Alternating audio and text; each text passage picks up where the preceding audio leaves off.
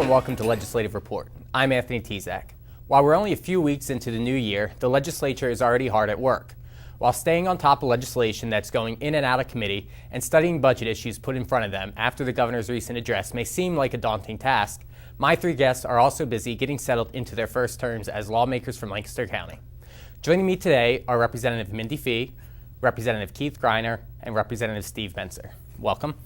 Thank you. Hi, how are you? Congratulations on your successful election. And to get started, why don't we have you tell us a little bit about yourself and the district you represent, Representative Fee? Thank you. I actually am from the 37th District, which is the northern tier of Lancaster County. It goes from Mountjoy Township up to Adamstown. It's a real rural area, lots of farming communities, and I grew up in the district. I went to school there, I raised my family there, I worked there, so to me it's very dear to my heart, and I'm just pleased to be able to represent the people from the district, my friends, my neighbors, and people that I've known my whole life. Representative Greiner? Yes, very similar to Mindy. I represent the 43rd District, which starts up in the Akron area, wraps around down towards Millersville. So you go from small town to very rural to college community. So very unique community and district. Like Mindy said, I grew up in the area, probably about fifth or sixth generation. Before the Civil War, my family's lived in that area. And like I said, very committed to agriculture and very diverse economy in my area. Okay, and Representative Mentzer. Well, I represent Manheim Township and Warwick, which is the 97th District. And those two townships are a suburb of Lancaster City. And I, like the other two, grew up in that community. Actually, I have ancestors from that community. So I'm excited to represent the people of the 97th District. Okay. Another big thing happening recently is committee assignments were handed out, and you were all assigned on your first committees. Why don't we talk a little bit about your assignments? Representative Fee, can you tell us where you were put? Yeah, I'm actually thrilled with my assignments. I'm not sure as a freshman how I got on agriculture, but I'm pleased. I mean, again, we're full of farmers and our farming community. It's what makes us so special. So I'm thrilled. I'm actually the secretary of the Ag Committee. That's great. My predecessor was the chairman of local government, so I requested that, and I was placed on that committee just to be able to meet our borough managers, the municipalities. I think that's going to be one I really look forward to. Human Services is another one, and when I ran for office, I always said our welfare department is our largest draw on our budget, so I'm excited to be able to get in there and tackle that one a little bit. And the last one that I'm placed on is Game and Fish, and I come from a long history of hunters and a lot of fishing in our area, a lot of natural spots to go, and I think that's a great one too, so I'm pleased. Hey, Representative Greiner. Yes, and just like Mindy said, I was very fortunate to get four very good committees. The one in particular that fits into my background as a CPA is the Finance Committee, and that's where a lot of the tax laws come out of. Certainly a very dynamic committee, a very busy committee. If I'm not mistaken, the last session, the busiest committee of them all, so very fortunate to serve on that. Also on aging, we have a couple of very big nursing communities retirement care communities in my area, and being Lancaster, a lot of people want to retire there, so it really fits in well with my district. And of course, thirdly, I'm serving on children and youth. Very dynamic committee right now with everything that's happened here in the state, what's happened up in the State College area. I feel that I can make a difference. It's valuable to serve on that committee right now. And then fourthly, I'm also a Secretary of Urban Affairs, which I think fits in well with my accounting background also because of the cities that are in distress. And very fortunately, we have Lancaster City just to the west of me also. So very, very honored to be able to serve on those four committees. And Representative Mentzer, let's hear a little bit about your committees. Okay, well, Tony, I also have four committees, and you two have four committees, correct? Mm-hmm. That's right. Mm-hmm. Well, we must have done something wrong here, because when we got here, I guess we were both a little concerned that we wouldn't, or all three of us were a little concerned we wouldn't have enough to do. So instead of giving us three committees, they gave us four committees. So really, all I can add is that I got building and industry. I have other committees that are very similar to the other two here: human services, aging and adult, and urban affairs. So, I guess since I was 3 or 4 miles from Lancaster City, they gave me urban affairs.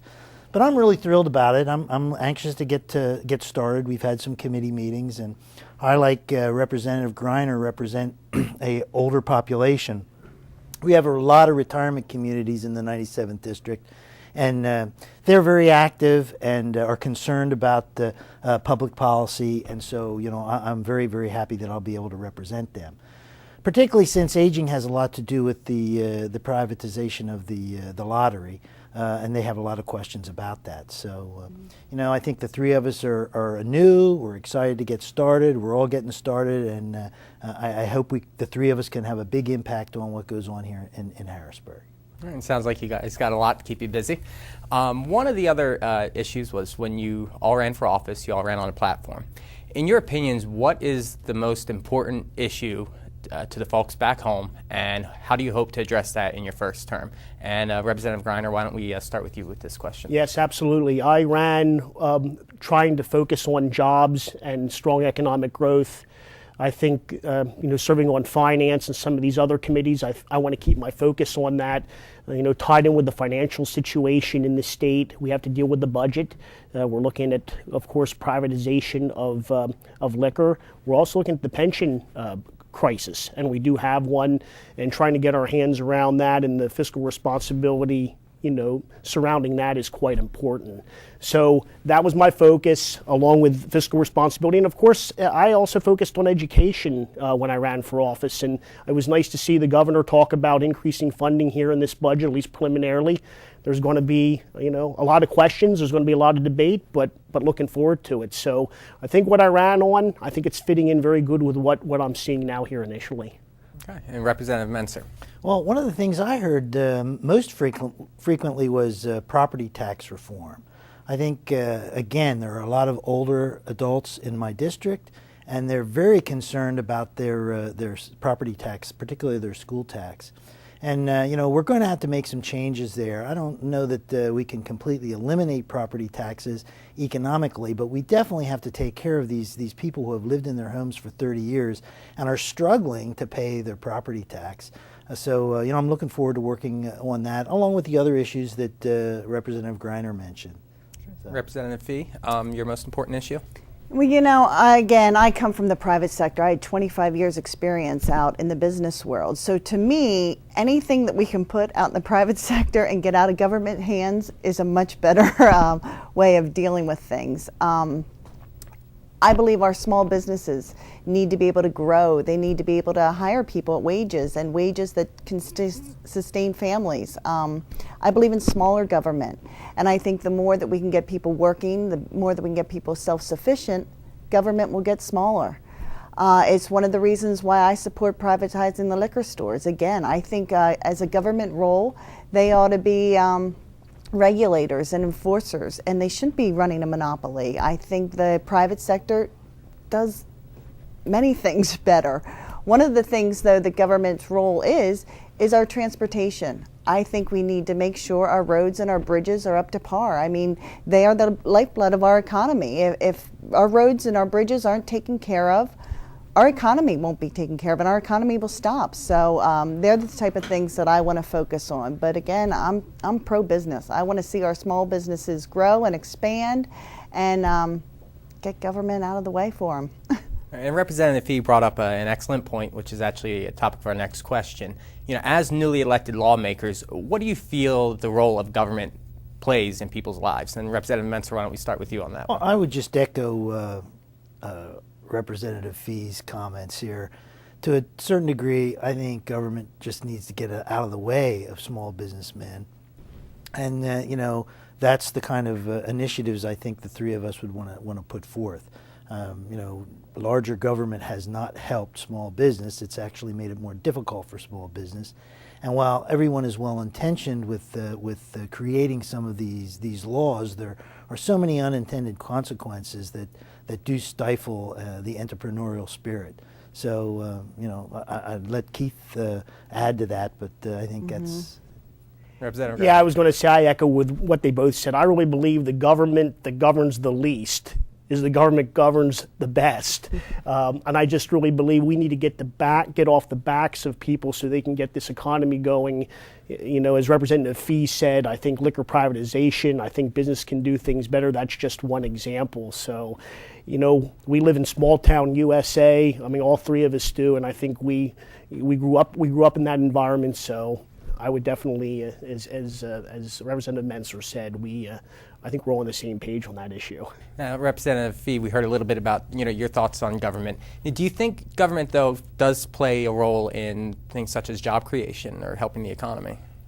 I think the way they help with job creation is to get the mandates intact for the businesses. I absolutely believe the businesses are the ones that grow. They're the ones that watch their bottom line. They're the ones that need to be profitable. They're the ones that are going to hire the employees. But government does play a role. I mean, as far as our welfare system go, I look at the budget. That's one of the key things I want to be able to do as I review the budget. I want to look at where the money's spent, and I believe we have to get the most bang for our buck.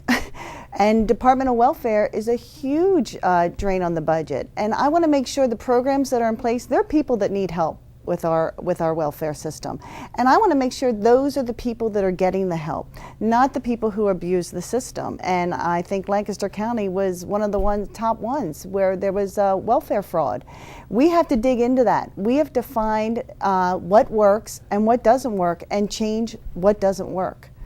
So government plays a role, absolutely. Our transportation, helping our citizens that may need help, but as far as job creations, we need to let that to the free market.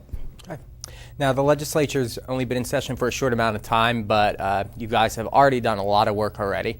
And one of the important pieces of legislation that recently passed was Representative Maury Gingrich's House Bill 19 that brings child sexual exploitation awareness to the classroom.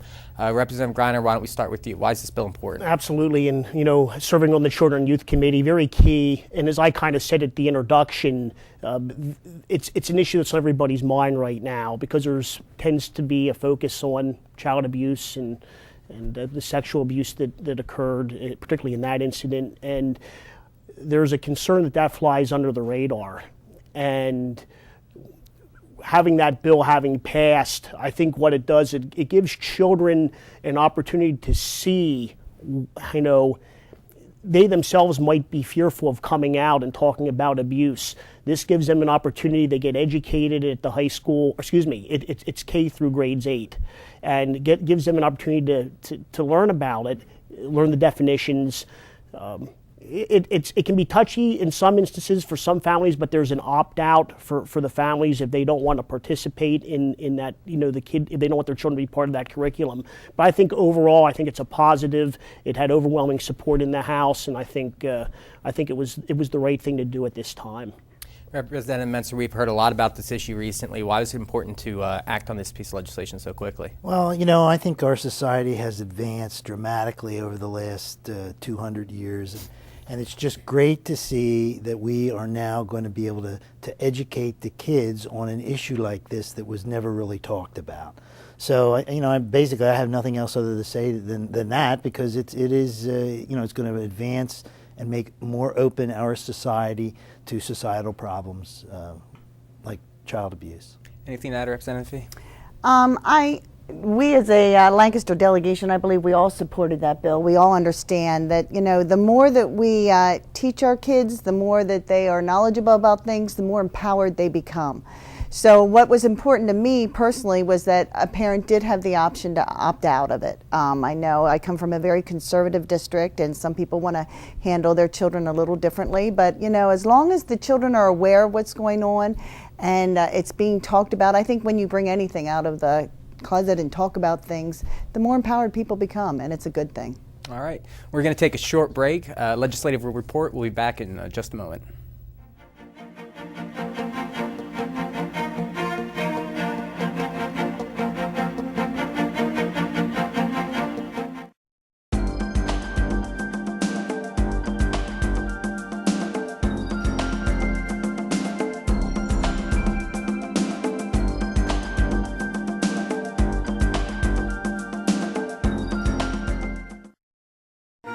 Did you know that Act 16 of 1999 honors one of the greatest leaders in the Pennsylvania House of Representatives?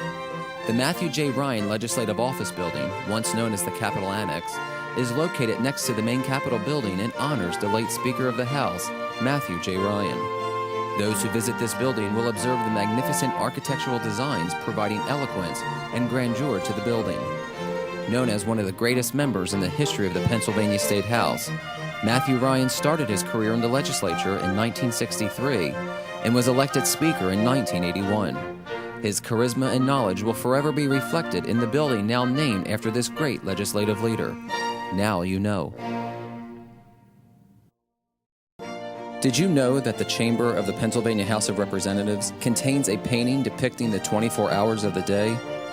Located in the center of the ceiling, the mural titled The Hours was created by artist Edwin Austin Abbey. This wonderful masterpiece charts the setting of the sun, moon, and the many stars that grace the heavens. 24 maidens, who each represent an hour of the day, begin each day in light and gladness and ends in solemn drapery carried on still shoulders. Now you know. Welcome back to Legislative Report. Today joining me is the Lancaster County delegation of Representative Stephen Mentzer, Representative Keith Greiner, and Representative Mindy Fee. Welcome back. We'll just keep on rolling here. Another big topic in the Capitol being talked about is the governor's budget proposal. And you guys sat in on your first budget presentation recently. Representative Fee, can you give us a little thoughts on where do you think we're going with the budget this year? Well, as a freshman, let me say it's a very interesting process. But I think the governor's framework that he first laid out is a really great start. I actually am looking forward to kind of digging into each area a lot more. I'm looking forward to attending the hearings, finding out exactly how the money goes and where it's going. So my first initial reaction was I like it. You know, he has a plan for transportation. He has a plan for privatizing the liquor stores. He has a plan for education. And he knows that agriculture is important too, which is always important to me. So I'm just looking forward to jumping in and finding the ins and outs of it all, really. Right. Representative Greiner? Yeah, absolutely. I thought he did a very nice job. I thought it was a great first preliminary step. I think pension issue is the gorilla in the room. I think it's the one that's going to get the most chatter in the state. I think we need to deal with it. We cannot continue to go on the road that we're heading, and something needs to be done. So it's exciting to be part of this process to try to deal with that issue. Secondly, I know people are concerned about transportation, bridges. It's nice to see there's a plan out there. There hasn't been a plan in about 15 or 16 years. So I think I give credit to the governor for wanting to do that. We talked about liquor privatization. I was being from an ag area, and Mindy, Representative Fee, hit on that. There is funding for farmland preservation too. Very impressed with that.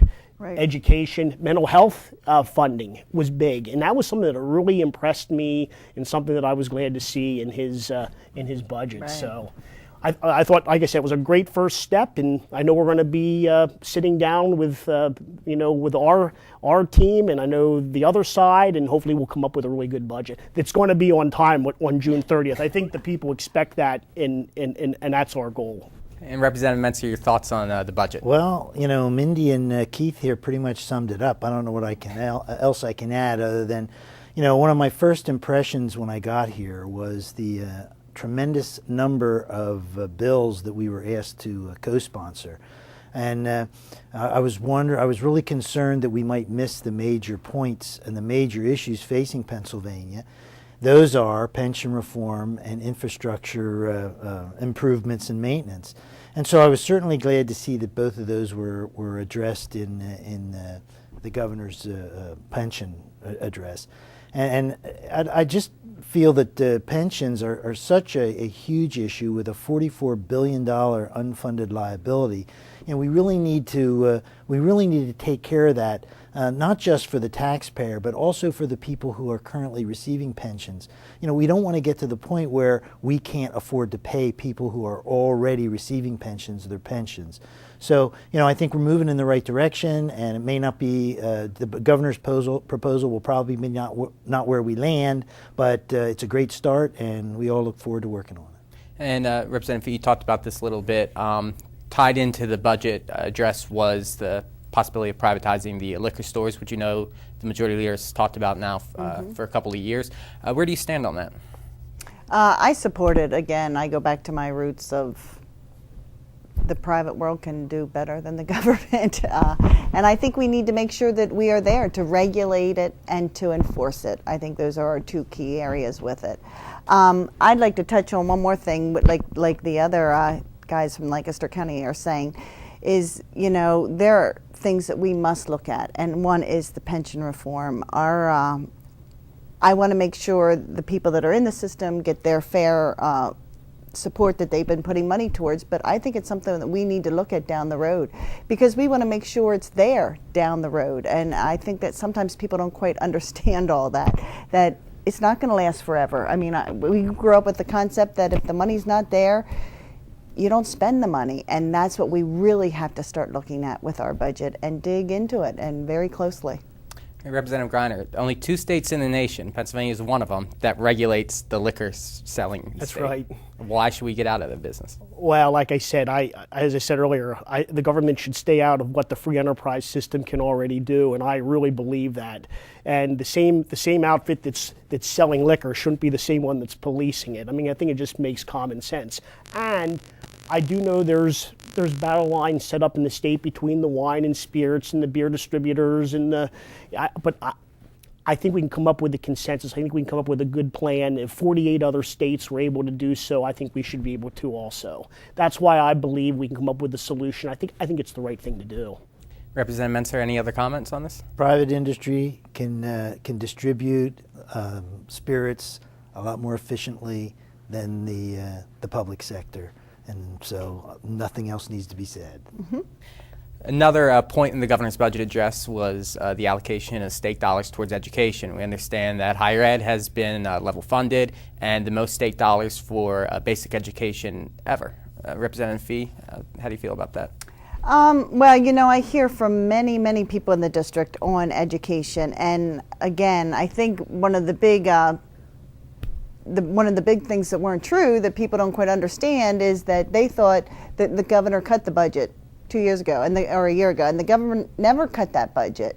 It was the stimulus money that came in, and one of the governor's plans that makes me a little bit cautious is that when he talks about when he does want to privatize the liquor stores, the money he gets from that he wants to put towards education.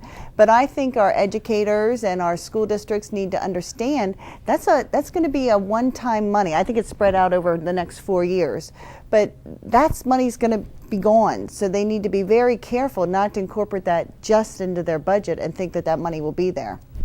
Okay, Representative Greiner. Yeah, let's kind of work backwards. I have Millersville University in my district. I met with their leaders. They're happy that we're able to have level funding. A number of years ago that might not be acceptable, but I think they're going to be able to prepare for that in the schools in the state system. So I think it's great the governor was able to do that without cutting it. Let's go backwards to now, secondary education. As I said at the beginning, I was happy to see the governor increase the amount of funding dollars that he's putting towards that. In an otherwise budget where everything else has become level funded or less, I think it's great that he's doing that. We have to be smarter. We have to think outside the box with education. We have to be able to look at mandates and not handcuff the school districts. And I think the way the education is presented today is different than when myself and my parents happened to be in school. So, like I said, I think we're heading in the right direction. I think he had a good first start with his budget address in education.